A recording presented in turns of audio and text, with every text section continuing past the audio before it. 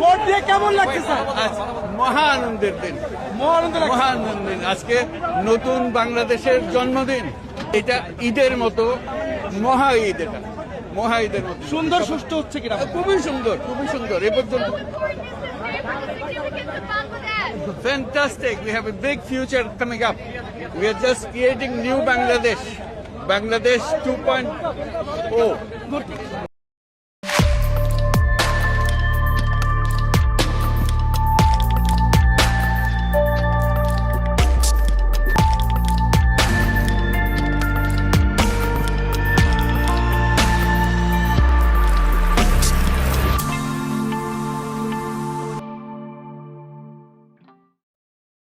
Professor Yunus স্মরণকালের সেরা নির্বাচন উপহার দিতে চাইছিলেন, যে উচ্ছ্বাস নিয়ে কথা বললেন সেটা কি হয়েছে? হয় নাই। 60% মতো মানুষ ভোট দিতে গেছিল। বাংলাদেশে 2008 সালে সর্বোচ্চ সংখ্যক মানুষ ভোট দিতে গেছিল, প্রায় 86.3% মানুষ।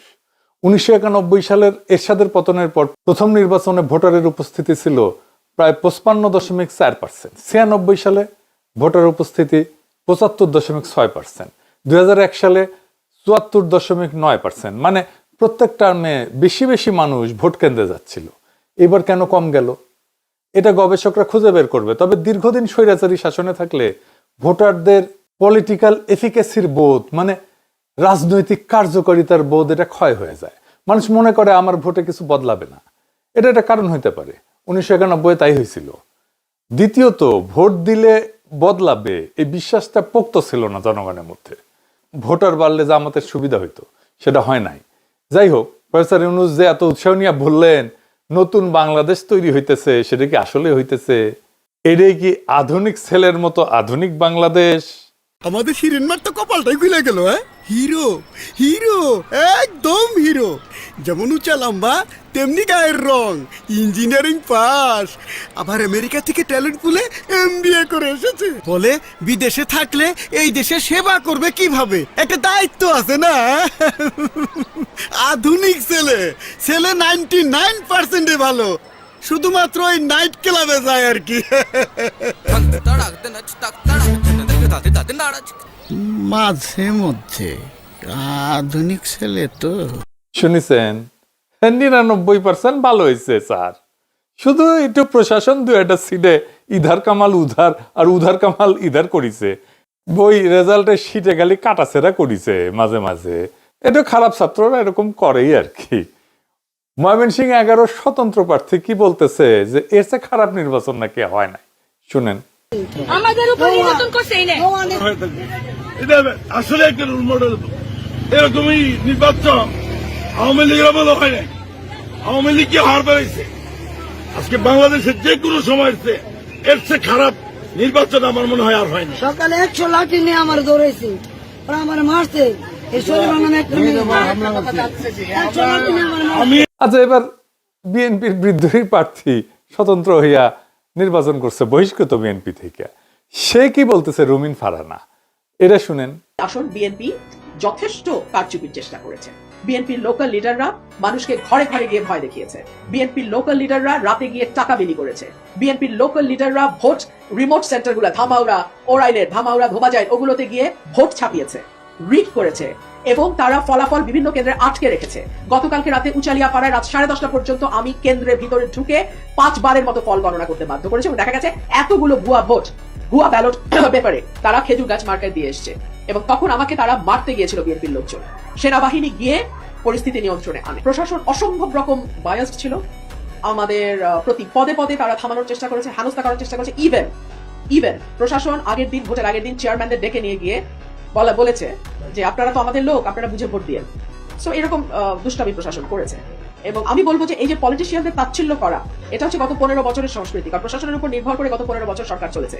কোনো পলিটিশিয়ান নিজের জনপ্রিয়তায় জিতে আসতে পারে নাই। সো প্রশাসনের মজ্জায় ঢুকে গেছে যে দে আর অল ইন অল। শুনেছেন?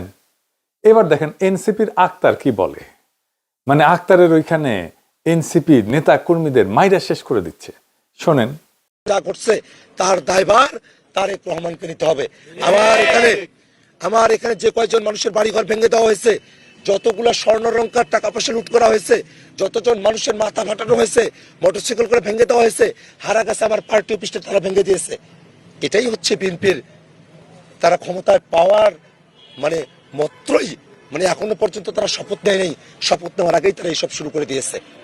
আদতে তো 5 আগস্টের পরে থেকেই তারা নিজেরাই নিজদের 250-র উপরে লোককে তারা নিজেরাই খুন করেছে।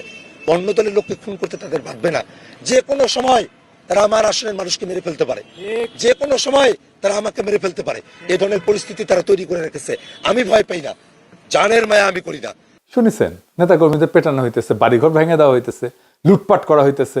এই হইতেছে বিএনপির বিজয় উদযাপন। তারেক রহমানের চাকর বাকরেরা এখন জুলুমের লাইসেন্স পেয়ে গেছে। মারহাবা, এই আপনার নতুন বাংলাদেশ স্যার। হ্যাঁ, এই নতুন বাংলাদেশ আপনি উপহার দিয়ে যাইতেছেন। যাই হোক, এইবার আমরা এই ইলেকশন নিয়ে কিছু ইন্টারেস্টিং তথ্য দেখব। সারাদিন অনেক অ্যানালাইসিস করেছি, বোরিং অ্যানালাইসিস, কিন্তু যা পাইছি খুবই মচৎকার, আপনাদের মজা লাগবে।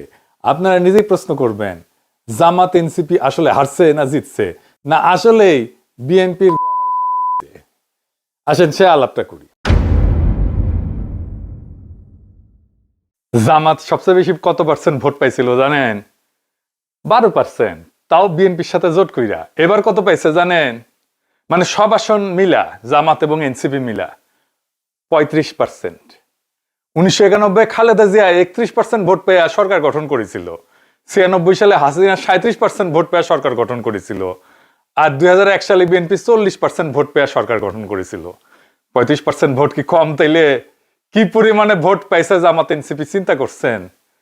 এই পরিমাণ মানে 35% ভোট মানে বিশাল ভোট। একটা দেশের 35% লোক যেই দলকে বা জোটকে ভোট দেয়, তারা সরকার গঠনের উপযুক্ত দল। তারা 35% ভোট নিয়ে সরকারে যাবে, এটা আমাদের অনুমান ছিল না। আমার ব্যক্তিগত ধারণা ছিল 40%-এ যাবে, মানে বিএনপি থেকে 5% এদিকে চলে আসবে। তাহলে এটা উজ্জ্বল সম্ভাবনা ছিল, অবশ্যই সরকারে আমরাই যাইতাম। সেটা হয় নাই। কেন হয় নাই তার পুরোপুরি ব্যাখ্যা করতে টাইম লাগবে। আজকে কিছু ব্যাখ্যা পাইবেন। অনেকে কইতেছে জামাত এনসিপি ধরাশায়ী হয়েছে। কেমনে? এনসিপি একটা নতুন দল, জামাত 12% থেকে গেছে 32%-এ, ধরাশায়ী কেমনে হয়?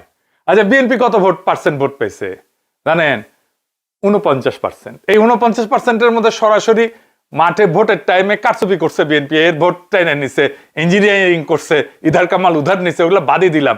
পোলিং এজেন্ট তারাই দিছে, সিল মারছে, ভোটারদের ভয় দেখে আসতে দেয় না, আমি বাদই দিলাম। আর্মি ব্যবস্থা নিছে কইবেন, কিন্তু ওই 99% ভালোর মতো আর কি। এটা সে আরেকবার দেখান, ওই 99% ভালো আধুনিক ছেলে আর কি, দেখান। আমাদের হিরেনমার তো কপালটাই খুলে গেল। হিরো, হিরো, একদম হিরো। যেমন উঁচা লম্বা তেমনি গায়ের রং, ইঞ্জিনিয়ারিং পাস, আবার আমেরিকা থেকে ট্যালেন্ট পুলে MBA করে এসেছে। বলে বিদেশে থাকলে এই দেশে সেবা করবে কিভাবে, একটা দায়িত্ব আছে না। আধুনিক ছেলে, ছেলে 99%-এ ভালো, শুধুমাত্র ওই নাইট ক্লাবে যায় আর কি। তো যাই হোক, এই 49% ভোটের মধ্যে আওয়ামী লীগের পুরা ভোট আছে। পুরা কত পার্সেন্ট? 15% তো হবেই। বাংলাদেশের তো 10%-এর মতো হিন্দু সম্প্রদায়ের পুরা ভোট পাইছে বিএনপি। আর 5% মুসলমান আওয়ামী লীগের ভোট। এটা মিনিমাম এস্টিমেট, মিনিমাম এতটুকু মিনিমাম পাইছে। তাহলে বিএনপির নিজের ভোট কত দাঁড়ায়? 34%।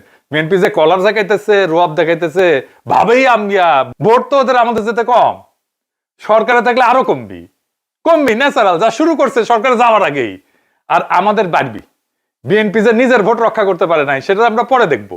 নিজের পাশা উদলা অন্যের কাছ থেকে কাপড় ধার করে পড়িছে এই ভোট, এই 49% ভোট। এটা অঙ্ক কইসা দেখাই দিব একটু পরেই। তখন দেখবেন বিএনপির এই বিজয় কত ভঙ্গুর, বুঝি চাও। এখন একটা মজার ব্যাপার বলি, বিএনপি তো দিওয়ানা আওয়ামী লীগকে ফিরে আনার জন্য। তারেক রহমান নিজেই বলছে যে হাসিনার সন্তানেরা রাজনীতিতে আসতে পারবে। পঞ্চগড় সদর উপজেলা সভাপতি নিজে আওয়ামী লীগের অফিসের তালা খুলে দিছে। দেখেন, বিপুল আসনে সারা বাংলাদেশে সরকার গঠনের পথে এই প্রথম মুহূর্তে উপজেলা সভাপতি, চাকলাহাট ইউনিয়নের সাবেক চেয়ারম্যান জননেতা জনাব আবু দাউদ প্রধান, তিনি প্রথমেই যে কাজটি করেছেন বাংলাদেশ আওয়ামী লীগের প্রতি তথা আওয়ামী লীগের তৃণমূল পর্যায়ের নেতা কর্মীদের প্রাণের যে সংগঠন আমাদের চাকলাহাট ইউনিয়ন আওয়ামী লীগকে তিনি আজকে তালামুক্ত অবমুক্ত করেছেন সেই দেখেছেন, ওইটা তো বিএনপি খুলে দিছে, তারপর সারা দেশে বাম্বু খাওয়ার পর কয় যে এটা না না এটা গুদাম গুদাম। একটা গোডাউনের চাবি তার কাছে তালা লাগাই দিয়ে চাবিটা সে রাখছে। বণিক সমিতির সভাপতি, বর্তমান যে নির্বাচিত সভাপতি, সে আমাকে বলছে ভাই আমার চাবিটা সে আজকে নিয়ে গেছে, চাবিটা আমাকে দিচ্ছে না। পরে আমি তাকে বললাম যে পরিবেশ খারাপ করিও না, আজকে সবে মাত্র একটা নির্বাচন হয়ে গেল, পরিবেশ আর তোমার গ্যাঞ্জাম করো না, চাবিটা তুমি তাকে দিয়ে দাও। তারপর সে ওই ছেলে, আমাদের ছেলেটা চাবিটা তাকে দিয়ে দেয়, দেওয়ার পর সে তালাটা খুলে তাদের মতো করে তার দখলে নেয়। এখন এইটাকেই, এই ঘটনাকে কেন্দ্র করে এটাকে ভাইরাল করছে। আমি পার্টি অফিস খুলেছি, এখানে কোনো পার্টি অফিস নামমাত্র নাই, কোনো সাইনবোর্ড নাই, ওই ঘরের মধ্যে কোনো চেয়ার টেবিল বসার আসবাবপত্র নেই, এবং এটা যে পার্টি অফিস এর কোনো সিমটমও ওখানে নেই। ওটা বাম্বুর গুদাম। আর আমলিগকে যা কইছে তোরা নিজেরা খোল, নিজেরা খোল, নিজেরা খোল, খুলিছে, খুল নাই, নিজেরাই খুলিছে। দেখেন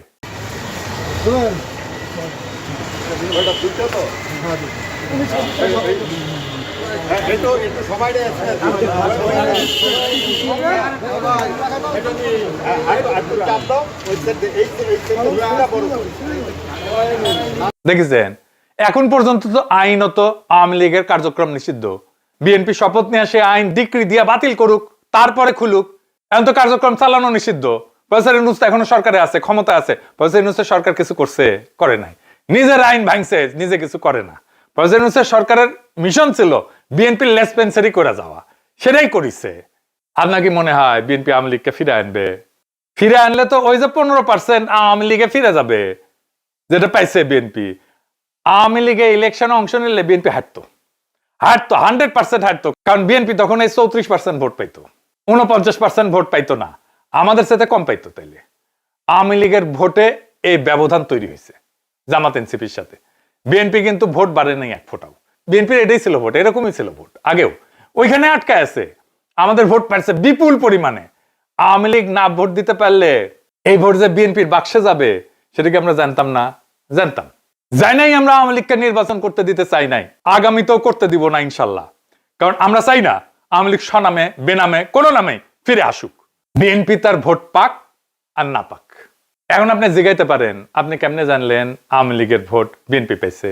এটা একটা বড় কাজ হয়েছে। আজকে আমি 1991, 96, 2001, 2008 এটার সাথে 2026-এর আসনগুলো নিয়ে অ্যানালাইসিস করছি যে আসনে কোন আসনে কে বিজয়ী হয়েছে। এটা দিয়ে খুব বোরিং কাজ, অনেক টাইম লাগছে, কিন্তু রেজাল্ট যা পাইছি আপনাদের তা মজা লাগবে। ভালো হয়েছে, এতে আমার ভালো হয়েছে। সিট ধরে ধরে এখন স্ট্র্যাটেজি তৈরি করতে পারবো। আমি এখন বুঝে গেছি কোন সিটে কি করলে, কোন সিস্টেম করলে, কোথায় কোন ক্যান্ডিডেট দিলে, কোথায় টার্গেট করলে ওটা জিতে আসা যাবে, এটা বুঝে গেছি। আমি ব্যাখ্যা করি, আপনারা বুঝে যাবেন যে আসলেই আওয়ামী লীগের ভোটগুলো বিএনপি পেয়েছে কিনা, আর বিএনপি কোথায় লুজ করেছে, কোথায় হারিয়েছে, আর তার এই বিজয়টা কত ভঙ্গুর। এইটা সাহেব আপনি 5টা ইলেকশন ম্যাপ গুলা দেখান না, পাশে নিচে লিখে দেন কোনটা কোন সালের, পাশেই দেখেন। আর যখন বলবো এলাকাগুলা 5টা ম্যাপে দেখেন। আজ এবার আল্লাহর নামে শুরু করি। বিএনপির এই বিজয় কেন এত ভঙ্গুর? আমি 4টে নির্বাচন ধরেছি এবং এইগুলোকে 2026-এর সাথে তুলনা করছি। আগেই বলছি 1991, 96, 2001, 2008। আমরা বিজয়ী দলের আসনগুলোকে 2 ভাগে ভাগ করছি। একটা হইতেছে স্ট্রিক্ট কোর, একদম কঠিন শক্ত মাল, মানে এটা আপনি কোনোভাবে নিতে পারবেন না। মানে 4টে নির্বাচনের মধ্যে কমপক্ষে 3 বার জয়ী হয়েছে এখানে। আর সফট কোর, এই 4টে নির্বাচনের মধ্যে কমপক্ষে 2 বার জয়ী হয়েছে। তো আওয়ামী লীগের এই স্ট্রিক্ট কোর আর সফট কোর কত? আওয়ামী লীগের স্ট্রিক্ট কোর হচ্ছে 35 থেকে 38টা আসন মাত্র। এটা আপনি কোনোভাবেই নিতে পারবেন না। কি কি? গোপালগঞ্জ, মাদারীপুর, এটাকে আমি যদি বলি দক্ষিণ মধ্য ব্লক, আর কিশোরগঞ্জ এটাকে যদি মধ্যাঞ্চল বলি, আর পার্বত্য অঞ্চল, এটা আপনি কোথাও কখন নিতে পারবেন না। আর আওয়ামী লীগের সফট কোর আছে আরো 50 থেকে 55টা আসন। বিএনপি স্ট্রিক্ট কোর কত? এটা একটু বড়, কিন্তু 63 থেকে 68টা আসন। বিএনপির সফট কোর 155 থেকে 165টা আসন। বিএনপির সফট কোর এবং স্ট্রিক্ট কোর এটা কিন্তু আওয়ামী লীগের চাইতে বেশি, এবং ভৌগোলিকভাবে এটা বিস্তৃত অনেকগুলো বড় জায়গা জুড়ে। আওয়ামী লীগ খুব স্পেসিফিক কিছু জায়গায় কনসেন্ট্রেটেড। 2026 সালে কে কার কোর নিছে? আওয়ামী লীগের স্ট্রিক্ট কোর 34 থেকে 37টা নিছে বিএনপি, জামাত নিছে মাত্র 1টা, এনসিপি নেয়নি। তার মানে আওয়ামী লীগের যে স্ট্রিক্ট কোর তার পুরোটাই বিএনপিতে স্থানান্তরিত হয়েছে। এবার আওয়ামী লীগের সফট কোর, বিএনপি নিছে 48 থেকে 50টা, জামাত নিছে 2 থেকে 3টা, এনসিপি পায়নি। তার মানে আওয়ামী লীগের স্ট্রিক্ট এবং সফট কোর দুটোই আসলে বিএনপিতে চলে গেছে। এইবার বিএনপি স্ট্রিক্ট কোর 65টা, এটা কি রাখতে পারছে? বিএনপি এটার মধ্যে 55 থেকে 58টা রাখছে, জামাত এর মধ্যে 6 থেকে 7টা নিয়ে ফেলছে, মূলত ঢাকা শহরে। মানে জামাত বিএনপি স্ট্রিক্ট কোর নিয়ে ফেলছে, এনসিপি নিছে 2 থেকে 3টা। গ্রামীণ যে বিএনপির কোর, এটা কিন্তু অটুট আছে, ভাঙন হয়েছে নগর এলাকায়। বিএনপির যে সফট কোর 160টা সিট, এটা বিএনপি ধরে রাখতে পারছে 135 থেকে 145টা, জামাত এখান থেকে 8 থেকে 10টা নিয়ে ফেলছে, এনসিপি 3 থেকে 5টা নিয়ে ফেলছে। তার মানে বিএনপির সফট এবং স্ট্রিক্ট কোরের দুইটা থেকেই জামাত এবং এনসিপি খামসা দিয়ে সিট বের করে নিছে, এটা রক্ষা করতে পারেনি। আচ্ছা, এইবার জামাতের স্ট্রিক্ট কোর এইটা বা সফট কোর, এটা কি নিতে পারছে? না, ইনট্যাক্ট, একটাও নিতে পারেনি বিএনপি, একটাও না। বিএনপি স্বতন্ত্র যেই বলেন, এটা একটা পুরা সলিড। তার মানে আওয়ামী লীগ যদি আসে তাহলে বিএনপির 15% ভোট নাই হয়ে যাবে, বিএনপির ভোট এসে দাঁড়াবে 39%, জামাতের ভোট কমবে না, এটা ইনট্যাক্ট থাকবে। আর বিএনপির যে কোরের মধ্যে ঢুকে গেছে জামাত, ওইখান থেকে বাড়বে আরো। বিএনপির দুর্গে আঘাত করে ফেলছে এই নির্বাচনের মধ্যে দিয়ে, জামাত কেউ লক্ষ্য করেনি। এবার বুঝেছেন তো, বিএনপি নিজের ভোট ব্যাংক নিজে রাখতে পারে নাই, আওয়ামী লীগের ভোট ব্যাংক নিছে, নিজের ভোট ব্যাংক রাখতে পারে নাই। এটা বিএনপির সবচেয়ে বড় লস। এইগুলা ছাড়াও আরো আছে, মানে যে সমস্ত আসনগুলোতে 2 নাম্বার হয়েছে জামাত, এখানে একটা খুব ইন্টারেস্টিং ফাইন্ডিং আছে। ওই আসনগুলোর আমি অ্যানালাইসিস এখনো পুরোপুরি করি নাই, যে এখানে জামাত এনসিপি 2 নাম্বার হয়েছে। একটা খুব স্ট্রাইকিং রেজাল্ট দেখায় আপনাদেরকে। হ্যাঁ, বিক্রমপুরের মুন্সিগঞ্জ 1 আসন, যেটা শ্রীনগর লৌহজগ, এইটা বি চৌধুরী স্যারের আসন ছিল। বিএনপি এখানে 1,67,000 ভোট পেয়ে জিতছে, জামাত 2 নাম্বার হয়েছে 1,01,000 ভোট পাইছে। কিন্তু নিউজে দেখেন লিখেছে 98,000, মানে ওইটিও কমাই দেওয়া লাগবে, বুঝিছাও? তাই আমি ঘোষণা দেখাই যেন আপনাদের কনফিউশন না থাকে। শুনেন, এডিটর সাহেব এটা ঘোষণাটাই দেখা দেন। আমার কথা কি শুনতে পাচ্ছেন আপনারা সবাই? AKM ফখরুদ্দিন রাজি, বাংলাদেশ জামায়াতে ইসলামী, বরাদ্দকৃত প্রতীক দাঁড়িপাল্লা, প্রাপ্ত ভোটের সংখ্যা 1,01,568, 1,01,568। এই আসনে যাদের বাড়ি, যারা মুরব্বী, তারাই বলেন এই এলাকায় জামাত, শিবির, ছাত্রী সংস্থা, এদের কোনো বেল ছিল, কোনো সংগঠন ছিল? জামাতের সবচেয়ে দুর্বল জেলার ছিল এইটা। এই জায়গায় জামাতের কোনো বেল ছিল না। মানে এটা বলেন, এদের সংগঠন বলেন, এদের সামাজিক প্রভাব বলেন, কিছুই ছিল না এখানে। এই আসনে জামাতের প্রার্থী 1,01,000 ভোট পাইছে। আমি ধরে নিছিলাম এখানে বিএনপি বিদ্রোহী প্রার্থী সেকেন্ড হবি, জামাতের অপরিচিত একদম আনকরা একজন প্রার্থী, এর জামানত বাজেয়াপ্ত হয়ে যাওয়ার কথা ছিল। কিন্তু এইরকম আসনেও জনগণ জামাতকে বিএনপির বিকল্প শক্তি হিসেবে পছন্দ করিয়া 1,01,000 ভোট দিছে, বুঝিছাও? আমরা মূলত জিতছি নাগরিক অঞ্চলে, গ্রামে বিএনপি তার হার্ড আর সফট কোর দুটোই রক্ষা করতে পারছে, এটা ভালো কাজ করছে, অভিনন্দন। এটার জন্য আমাদের সুবিধা আছে, কারণ নাগরিক এলাকায় ভালো করা মানে তার ছাপ গ্রামে যে পড়বে এক সময় না এক সময়। এখন বোঝা যাচ্ছে বিএনপির বিজয় যতই বড় দেখা যাক না কেন, এটা একটা ফাঁপা দুর্বল ফানুস। আমাদের এখন রাইট স্ট্র্যাটেজি নিয়ে আগামী নির্বাচনে প্রস্তুতি নিতে হবে। আজ বিএনপি আসন জিতছে, কিন্তু আমরা ডিরেকশন জিতছি, ডিরেকশন। এই নির্বাচন প্রমাণ করছে 35% মানুষ আমাদের পক্ষে, পরিবর্তনের পক্ষে। এটা পরাজয় না, এটা ভিত্তি। এই ভিত্তি আমরা তৈরি করে ফেলছি। ক্ষমতা সংখ্যায় টেকে, কিন্তু ভবিষ্যৎ থেকে প্রবণতায়, ডিরেকশনে। আজ যদি আমরা সংগঠিত হই, কৌশলী হই, ধৈর্য ধরি, তাহলে পরের নির্বাচনে ফল বদলাবে না, মানচিত্র বদলায় যাবে। স্রোত শুরু হয়েছে, এখন সেটাকে নদী বানাইতে হবে। আগামীর ভোট হবে প্লাবনের ভোট, বন্যার ভোট, ঝঞ্ঝার বেগে ভোট। এই প্রত্যাশায় আমাদের আগামী 5 বছর কাজ করে যেতে হবে, যেন আগামী 5 বছর পরে আমরা একটা ভূমিধ্বস বিজয় আনতে পারি। ইনকিলাব জিন্দাবাদ, আজাদি জিন্দাবাদ। হানিমুন পিরিয়ড শেষ, বাস্তবে ফিরে এসো হে আমার দেশ। মিষ্টি মধুর প্রেম কুসুম কুসুম, শেষ হলো উড়িতেছে যুদ্ধের ধুম। সত্য মিথ্যার বলরাই সাময়িক বিরতিতে শেষ হয়ে নাই। রিয়েলিটি মেনে নাও, সময় সঠিক, দুনিয়ার এই রীতি এই স্বাভাবিক। এ লড়াই কোনো কালে হয় না রে শেষ, পজিটিভ প্রেমে করো যতই কোশেষ, ভালোবাসা দিতে চাও ভালো কথা খুব, যারে দিবা সে যে বড় অশুভ বেকু, সকলের সাথে নিয়া পথ চলা ভার, তোমার পলিসি করো যাচাই আবার, এক ধারে প্রেম রাখো এক ধারে বাস, না হয় চুপসে যাবে তোমার আকাশ।